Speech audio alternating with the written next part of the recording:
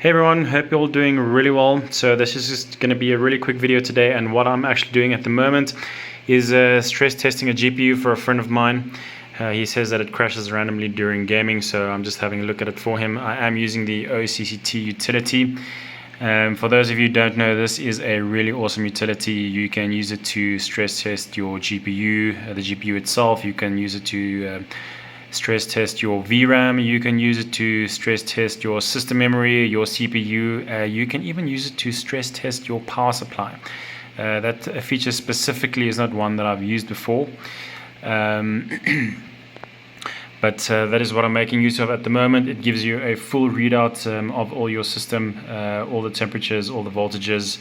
It gives you a lot of information. I am also using a MSI Afterburner as well. There we can see that the GPU temperature is 79 degrees, usage 99.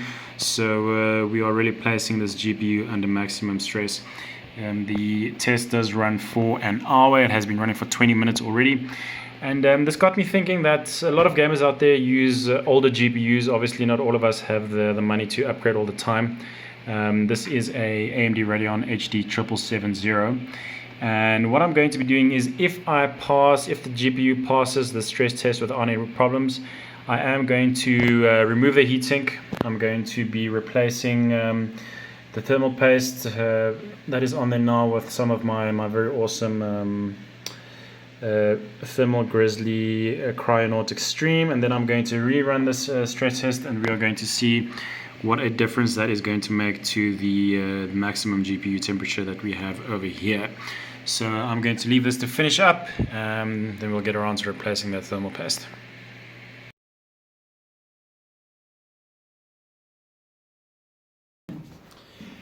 Okay, so as you can see, this is actually a very small GPU die. Not a lot of contact between the die and the heatsink.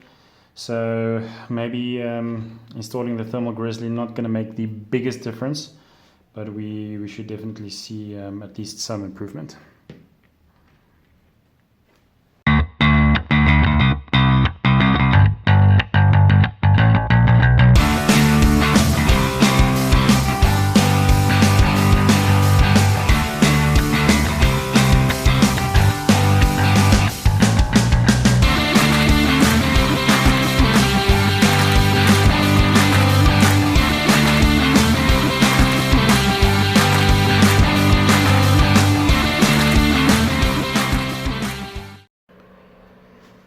So there we go, not my cleanest job. I've probably used a bit too much, but that will have no adverse effect on temperatures. So just go for round 2 of stress testing and see how much that maximum temperature of 80 degrees has come down by.